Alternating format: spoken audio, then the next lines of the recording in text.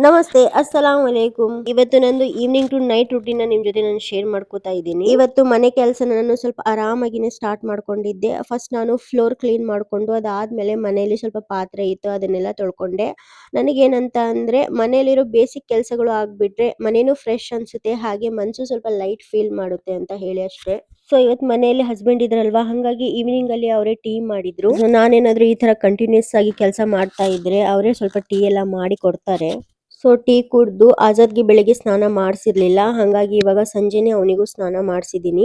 ಸ್ನಾನ ಎಲ್ಲ ಆದ್ಮೇಲೆ ಇವಾಗ ನಾನು ಇಲ್ಲಿ ಡಿನ್ನರ್ಗೆ ಪ್ರಿಪೇರ್ ಮಾಡ್ತಾ ಇದ್ದೆ. ರಾತ್ರಿ ಊಟಕ್ಕಂತ ಹೇಳಿ ನಾನು ಮಟನ್ ಮತ್ತೆ ಮೆಂತೆ ಸೊಪ್ಪು ಹಾಕಿ ಜವಳಿಕಾಯಿ ಪಲ್ಯ ಮಾಡಿದೀನಿ. ಸೊ ನಾನು ಪಲ್ಯನ ಅನ್ನದ ಜೊತೆನೂ ಆಗ್ಬೇಕು ಹಾಗೂ ಚಪಾತಿ ಜೊತೆನೂ ಆಗ್ಬೇಕು ಆ ತರ ಮಾಡಿದ್ದೆ. ತುಂಬಾನೇ ಚೆನ್ನಾಗಿತ್ತು. ಅಡ್ಗೆ ಎಲ್ಲ ಆದ್ಮೇಲೆ ನಾನು ಫಸ್ಟ್ ಆಜಾದ್ಗೆ ಊಟ ಮಾಡಿಸಿದೆ. ಅವ್ನು ಊಟ ಆದ್ಮೇಲೆ ನಾವು ಊಟ ಮಾಡ್ಕೊಂಡ್ವಿ. ಊಟ ಆದ್ಮೇಲೆ ಸ್ವಲ್ಪ ಹೊತ್ತು ಆಟ ಆಡಿ ಆಜಾದ್ ಮಲ್ಕೊಂಡಿದ್ದಾನೆ. ಹಂಗಾಗಿ ನಾನು ಇವಾಗ ಆರಾಮಾಗಿ ಕುತ್ಕೊಂಡು ವಿಡಿಯೋ ಎಡಿಟ್ ಮಾಡ್ತಾ ಇದ್ದೀನಿ. ಅವನು ಎದ್ದ ಅಂತ ಅಂದ್ರೆ ನನಗೆ ವಿಡಿಯೋ ಎಡಿಟಿಂಗ್ ಅಲ್ಲ, ವಿಡಿಯೋ ಶೂಟ್ ಮಾಡಕ್ಕೂ ಕೊಡಲ್ಲ, ಅಷ್ಟೊಂದು ಕಾಡಿಸ್ತಾನೆ. ಸೊ ಇವಾಗ ಫೈನಲಿ ನಾನು ಎಡಿಟಿಂಗ್ ಮಾಡ್ತಾ ಇದ್ದೆ.